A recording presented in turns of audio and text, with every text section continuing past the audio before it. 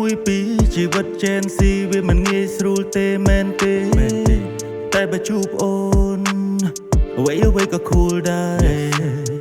ព្រឹកឡើងបើកភ្នែកដៃចុចអន់លុកឆែកមើល notification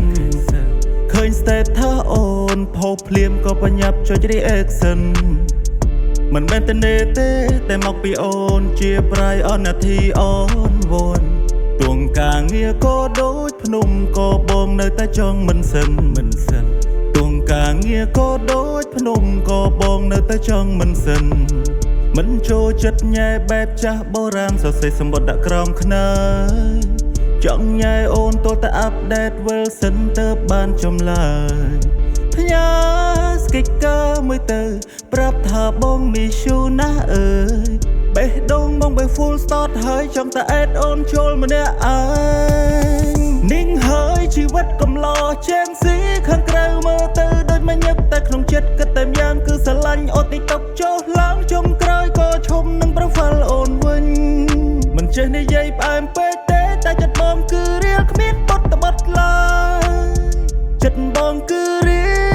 លគ្មានបត់ត្បិតឡើយកុំហៅថាបង playboy បងគ្រាន់តែ fast តាមសម័យកាលបើអូនចង់ទៅដើរលេងកុំបារម្ភកក់ហាងតាមសម័យកាលបើអូនចង់ទៅដើរលេងកុំបារម្ភបងអ្នកដៀលកក់ហាងអេបស្រេចបាច់មានព្យួរគូ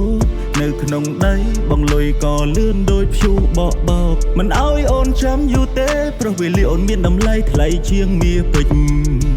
ទូមិនងងឹតក៏បងមិនខ្លាចព្រោះមានផ្លែស្លាយ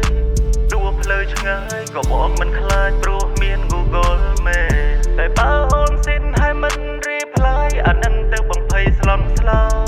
ដូចបាត់ single នៅកណ្ដាលព្រៃបេះដូងបងវា error ហើយនាងហើយជីវិតកំឡោះជេនស៊ីខាងក្រៅមើលទៅដូចមកញឹកតែក្នុងចិត្តគិតតែម្យ៉ាងគឺស្រឡាញ់អូ TikTok ចុះឡើងចុងក្រោយក៏ឈុំនឹង profile អូនវិញ